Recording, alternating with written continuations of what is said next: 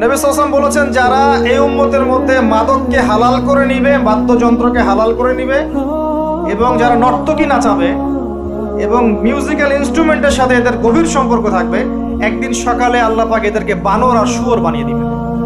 একদম টাটকা হাদিস, আখিরুজ জামানের হাদিস। পড়ে দেখেন আলেম ওলামাকে জিজ্ঞাসা করেন, হাদিসটা না থাকলে আমার নাম বদলাই ফেলাম।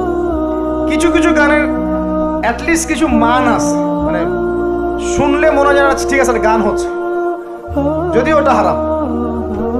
এখন যেগুলো প্লে হয় দেখবেন, এমন কিছু মিউজিক, এমন কিছু ধুমধারাক্কা, গানের কোনো জাতি না, শয়তান যে নাচছে ওর পাশে কোনো কোনো কোনো কি বলবো, আসলে কোনো সন্দেহ নাই ওর পাশে শয়তান নাচছে।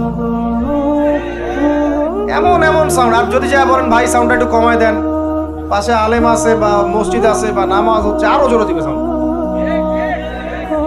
এদেরকে সামাজিকভাবে প্রতিহত করা দরকার।